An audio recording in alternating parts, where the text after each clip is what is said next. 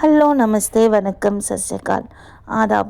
Welcome to my channel cookery pots. నేను మీ అరిక. మీకు నేను మల్టీగ్రెయిన్ దోశ ఎలా తయారు చేసుకోవాలో చూపిస్తాను.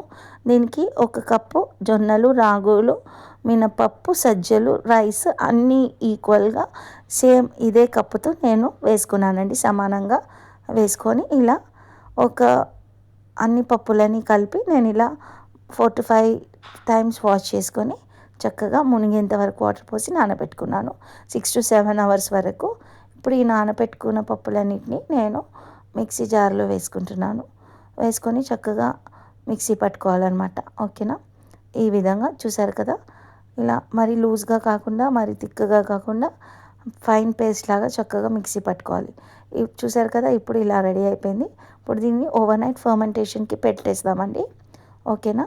మార్నింగ్ లేవగానే ఎంత పిండి కావాలో మీకు అంత పిండి తీసుకొని సాల్ట్ కలుపుకోవాలండి. ఇప్పుడు పెనం పెట్టుకొని నేను సగం ఆనియన్ కట్ చేసి ఇలా రుద్దుకున్నాను. ఆనియన్ రుద్దుకోవడం వల్ల దోశలు స్టిక్ అవ్వకుండా వస్తాయండి. ఇది ఒక మంచి టిప్ మీకు.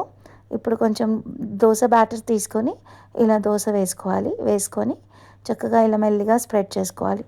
స్ప్రెడ్ చేసుకొని ఇలా 1 స్పూన్ ఆయిల్ పోసుకోవాలండి. పోసుకొని చక్కగా గోల్డెన్ బ్రౌన్ కలర్లో ఫ్రై అయ్యే వరకు ఫ్రై చేసుకోవాలి. ఇప్పుడు దీన్ని మరోవైపు కూడా తిప్పుకొని మరో చుక్క ఆయిల్ పోసుకొని ఫ్రై చేసుకోవాలి. అంతే. దీన్ని ఇప్పుడు మనం సర్వింగ్ ప్లేట్లోకి సర్వ్ చేసుకుందాం. అంతే అండి, tasty healthy multigrain dosa ready అయిపోయింది. చూసారా? మీరు కూడా దీన్ని తప్పకుండా ట్రై చేసి నాకు కామెంట్ సెక్షన్లో కామెంట్ చేయండి. నా ఛానల్ని లైక్ చేయండి, షేర్ చేయండి, సబ్స్క్రైబ్ చేసుకోండి. బాయ్.